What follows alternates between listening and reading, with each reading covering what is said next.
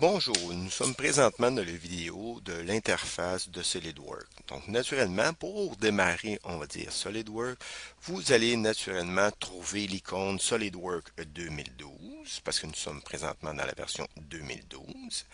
Vous faites un double clic dessus et naturellement, ça va prendre quelques secondes ou 30 secondes pour démarrer le logiciel. Vous allez arriver présentement avec une interface comme celle-ci. Naturellement, ça peut arriver qu'il vous le demande si vous voulez accepter la licence.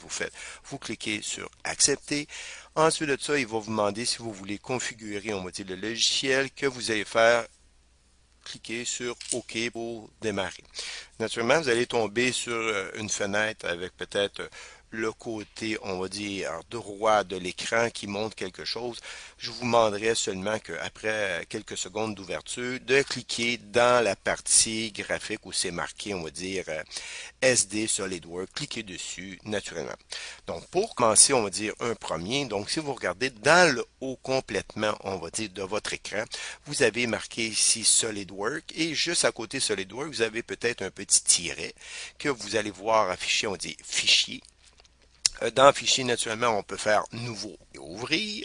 Dans Affichage, on peut faire apparaître, on va dire, les barres d'outils, les volets des tâches, la motion manager, barre d'état. Naturellement, ici, on peut faire avoir les outils que nous avons ici. On peut avoir les aides dans SolidWorks, des tutoriels et ainsi de suite, plein de choses. Et naturellement, qu'est-ce que je vous demanderais?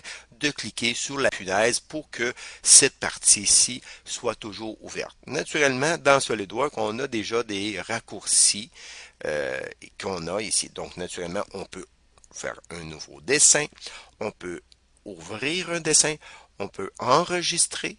Naturellement, ces parties ici ils ne sont pas actifs, ils sont ombragés parce que présentement, j'ai aucun fichier d'ouvert dans SolidWorks. Donc, on peut naturellement enregistrer, imprimer, annuler une dernière commande.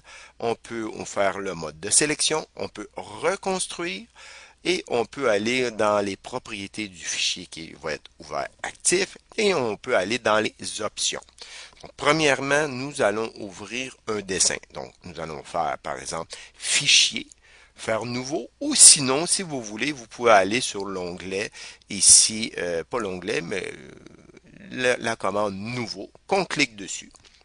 Naturellement, ça peut arriver qu'il vous demande dans quel système que vous voulez travailler. Donc, naturellement, vous allez prendre les unités en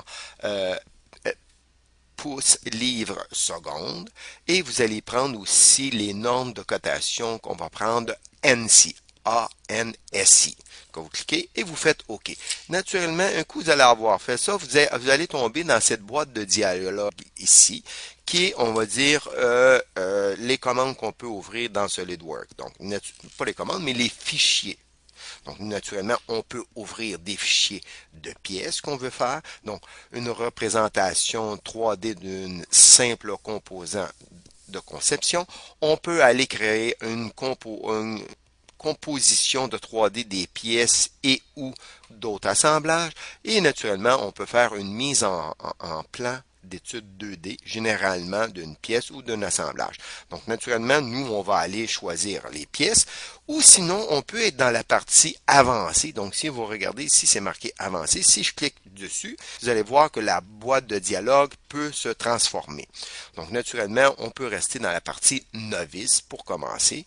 On clique une fois sur pièce et on fait OK ou sinon, on fait un double clic sur pièce.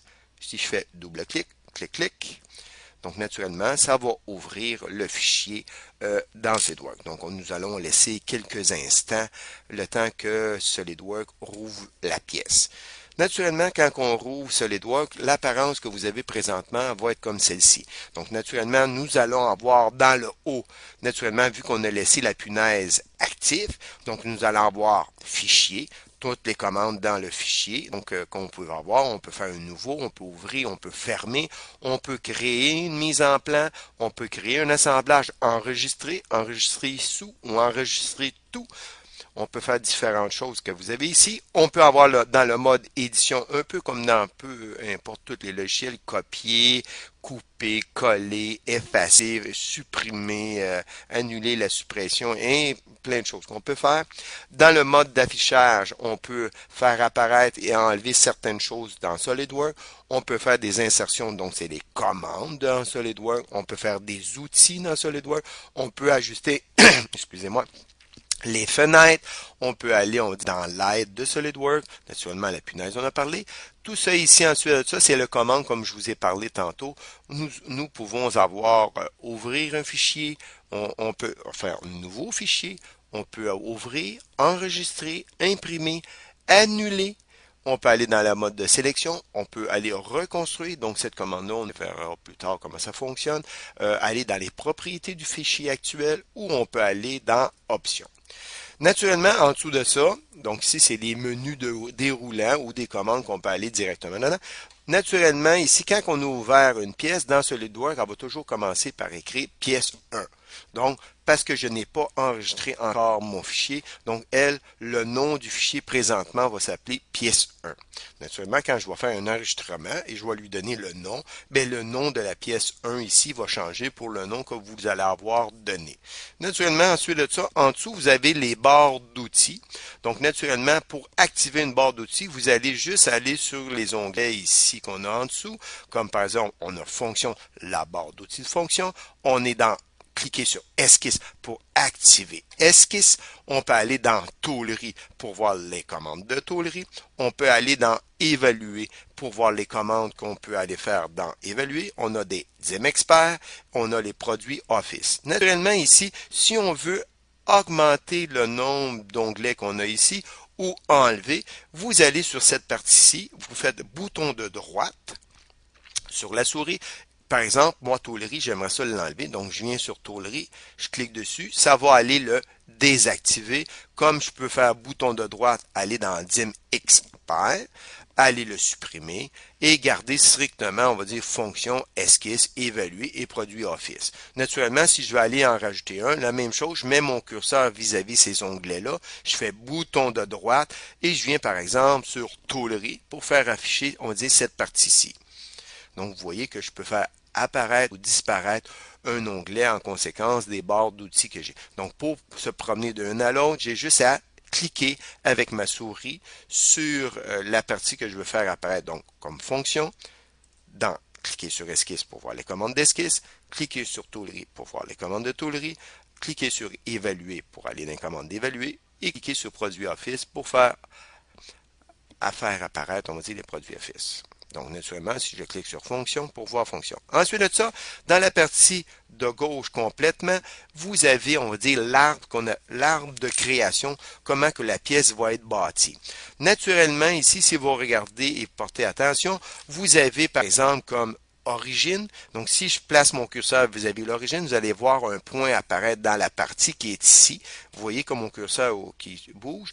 Donc, on appelle la partie graphique. Donc, naturellement, si je bouge mon curseur vis-à-vis origine, vous allez avoir l'origine du fichier. Si je bouge mon curseur sur plan de droite, vous allez voir le plan de droite apparaître en orange, le plan de dessus et le plan de face. Naturellement, si vous voulez les voir apparaître à l'écran, donc si vous remarquez dans l'arbre de création que vous avez ici, vous voyez que c'est comme, on va dire, grisâtre. Donc, si je viens cliquer dessus et je viens cliquer sur le menu ici qui est fantôme qu'on appelle. Donc, vous voyez, on peut faire une esquisse ou on peut le montrer. Donc, si je clique sur montrer, sur les lunettes, vous allez voir apparaître maintenant qui va être de couleur jaune et vert qui montre, on va dire que c'est un plan, et vous allez le voir apparaître dans la partie graphique. Même chose pour bouton de droite. Clique sur les lunettes pour montrer et bouton de droite sur droite pour aller sur les lunettes pour dire montrer. Donc maintenant, vous voyez apparaître à l'écran les plans de face, de dessus et de droite. Naturellement, si je clique ici sur origine, je peux faire bouton de droite, le montrer. Vous allez le voir, donc si on ne voit pas nécessairement, donc je l'ai désactivé. Donc je peux faire bouton de droite pour montrer, pour le voir apparaître. Naturellement, ensuite de ça, au fur et à mesure que nous allons créer la pièce, bien là, ici, vous allez voir apparaître comment on a construit une pièce en tant que telle. Ensuite de ça, si vous regardez dans la partie graphique que vous avez ici, dans le haut, vous avez des menus qui est ici, comme par exemple, vous avez Zoom au mieux, Zoom Window, où vous avez les vues précédentes. On peut couper une pièce, on peut aller faire l'orientation de la vue, on peut aller montrer le style d'affichage et on a différentes choses que nous allons voir plus loin dans le module comme tel. Donc, première chose, si je fais un zoom au mieux, imaginez que vous prenez votre curseur, vous prenez votre souris, vous prenez la roulette et vous la roulez vers l'avant. Vous allez diminuer, on va dire, la partie que j'ai ici. Si vous prenez la roulette et vous la roulez vers vous, donc vous allez agrandir en fonction de ce que le curseur est placé. Naturellement, je peux cliquer zoom au mieux, donc automatiquement il va zoomer le plus grand possible dans la partie graphique. Je peux faire un zoom fenêtre, car j'ai juste à cliquer, faire un peu comme dans Windows et sélectionner, revenir avec zoom au mieux, et je peux faire aussi un zoom précédent. Donc je peux, en cliquant sur précédent, on va se promener au fur et à mesure. Donc, naturellement, la roulette, si je roule vers l'avant, ça diminue. Si je roule vers moi, ça l'agrandit. Naturellement, je peux faire un zoom au mieux que je peux faire. Naturellement, on ne traitera pas, on va dire, de vue en coupe. Donc, quand nous allons faire les pièces, je vous montrerai l'utilité, on va dire, de vue en coupe. On peut aller, on va dire, dans l'orientation de la vue. Donc, si je clique ici, on peut faire une vue de dessus. Je peux revenir dessus, faire une vue de face. Je peux me cliquer dessus, faire une vue de gauche. Je peux venir cliquer dessus, faire une vue de droite. Je peux cliquer dessus, faire une vue de arrière. Je peux cliquer dessus, faire une vue naturellement de dessous. Je peux aussi cliquer dessus, faire un isométrique. Je peux cliquer dessus, faire une vue trimétrie. Et je peux faire aussi une vue qu'on appelle dimétrie.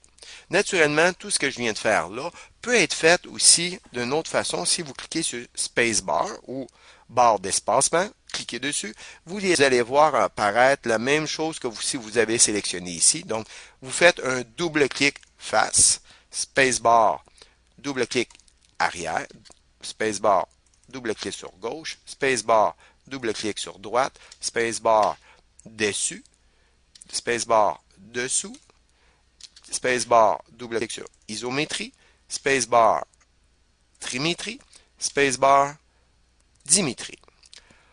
Naturellement, je pourrais aussi utiliser cette partie ici pour mettre, on va dire, en isométrie. Naturellement, si on veut, on peut faire appuyer sur CTRL et aussi 1 pour faire vue de face, CTRL 2 arrière, CTRL 3 gauche, CTRL 4 droite, CTRL 5 dessus, CTRL 6 dessous et CTRL 7 isométrie. Donc, on peut passer par différentes façons pour faire nos isométries. Ensuite de ça, aussi, qu'est-ce qui est intéressant? Avec la souris, si vous prenez la roulette et vous appuyez avec votre doigt sur la roulette, vous allez vous apercevoir que quand je bouge ma roulette, voyez-vous comme mon curseur a changé comme des flèches en rond, qui me permet de pouvoir visionner ma pièce dans tous les sens. Donc, si vous regardez ici, je peux me promener dans tous les sens pour visionner. Naturellement, je relâche et je peux réappuyer, on va dire, sur la roulette et bouger pour me promener et le visualiser dans toutes les orientations possibles. Naturellement, je peux m'amuser à faire CTRL 7, ensuite ça, mettre en isométrie, CTRL 1 en vue de face, CTRL 2 en vue arrière, CTRL 3 en vue de gauche, CTRL 4 en vue de droite, en CTRL 5 en vue de dessus et CTRL 6 en vue de dessous et CTRL 7 en isométrie. Donc, c'était le vidéo qui était pour vous montrer au moins l'interface de départ de SolidWorks. Je vous remercie et au prochain visionnement de vidéo.